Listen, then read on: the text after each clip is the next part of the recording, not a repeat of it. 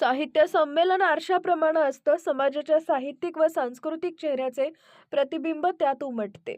संमेलनासाठी उभारण्यात येत असलेला मंडप हा सातारकरांच्या मायेचा पदर आहे. सातारा इथं होत असलेले संमेलन म्हणजे पुस्तके, लेखक, वाचक, कलावंत यांचा मोठा महोत्सव ठरावा. समाजशास्त्रावर नव्हे तर पुस्तकांवर विश्वास ठेवतो.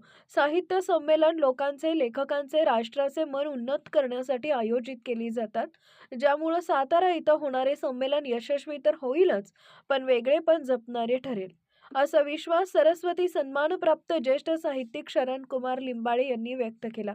अखिल भारतीय मराठी साहित्य महामंडळाचे 99वे अखिल भारतीय मराठी साहित्य संमेलन सातारा इथं दिनांक 1 ते 4 जानेवारी 2026 दरम्यान होणार आहे.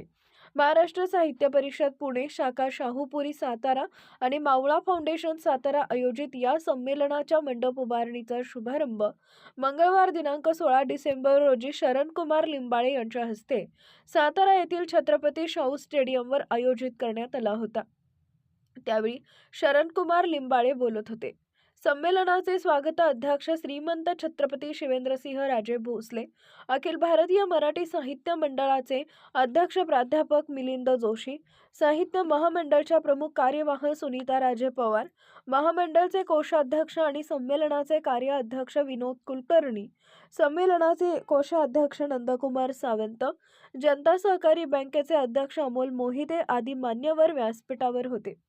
स्वागताध्यक्ष श्रीमंत छत्रपती शिवेंद्रसिंह राजे भोसले यांनीही सातारचे साहित्य संमेलन वेगळेपण जपणारे ठरेल अशी ग्वाही उपस्थितांना दिली. संमेलनाच्या वातावरण निर्मितीचे उपक्रम आता सुरू होत आहेत. संमेलन सातारा शहरापुरते नसून संपूर्ण सातारा जिल्ह्याचं प्रतिनिधित्व संमेलनामध्ये दिसेल. सातारकरांच्या सहकार्यानं आम्ही संमेलन सुंदर पद्धतीनं आणि उत्तम नियोजनानं यशस्वी करू, असं ते म्हणाले. मान्यवरांचे स्वागत श्रीमंत छत्रपती शिवेंद्रसिंह राजे भोसले, मसाफ शाखेचे सभासद वजीर नदाब, जनता सहकारी बँकेचे चेअरमन अमोल मोहिते यांनी केले. वैदेही कुलकर्णी यांनी सूत्रसंचालन केले, तर आभार मसाफ शाहूपुरी शाखेचे अध्यक्ष चंद्रकांत बेबले यांनी मानले.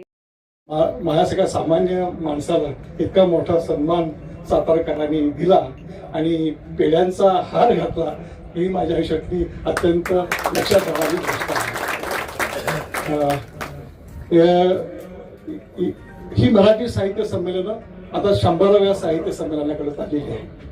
1878 साली पहिलं संमेलन सुरू झालं, म्हणजे 19वे शतक, 20वे शतक आणि 21वे शतक, या 3 शतकातून ही साहित्य संमेलनं वाटचाल करत आहेत. या संमेलनाची सुरुवात कुणी केली?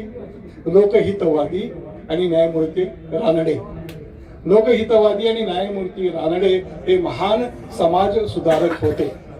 समाज सुधारणेच्या प्रेरणेने साहित्य संमेलनाची सुरुवात झालेली आहे. समाज आणि साहित्य एकत्र राहिलं पाहिजे, लेखक आणि लोक यांचं नातं घट्ट असलं पाहिजे, या निमित्ताने हे साहित्य उत्सव होत आहे. एक थोडं संमेलन म्हणलं की त्याचं वातावरण निर्मिती ही होणं गरजेचं असतं शहरामध्ये सुद्धा. तर त्याचं पण आपल्याला कार्यक्रम जे आहेत ते आता आपल्याला घ्यायचे, कारण आता आपल्याकडे काही आपल्या जिल्ह्यामध्ये काही कुठं निवडणुकीचा विषय नाही, त्यामुळं जे काही थोडीफार आचारसंहिता आणि त्या गोष्टी सरकारी अधिकाऱ्यांना ज्या अडचणी येतात त्या काही शासकीय यंत्रणेला पण आता राहणार नाही व आपल्याकडे दिवस कमी राहिले. या कमी दिवसांमध्ये सुंदर आणि चांगलं नियोजन आपल्याला या संमेलनाचं जे आहे ते यशस्वी करण्यासाठी करायचंय आणि नक्कीच त्याप्रमाणे आपण काम करू. मिलिंद जोशी सरांना मी 100% सांगतो की आपण ज्या अपेक्षेनं आमच्यावर सगळ्यांवर ही जबाबदारी दिली, ती अपेक्षा सातारकर म्हणून आम्ही सगळेजण 100% पार पाडू, एवढी खात्री मी आपल्याला सर्व आमच्या सातारकरांच्या वतीनं नक्की देतो. ताज्या घडामोडी जाणून घेण्यासाठी शिवशाही न्यूज यूट्यूब चॅनलला सबस्क्राईब करा. आपण हा व्हिडिओ फेसबुकवर पाहत असाल तर फेसबुक पेज फॉलो करा आणि शिवशाही न्यूज.com या आपल्या वेबसाईटलाही भेट द्या.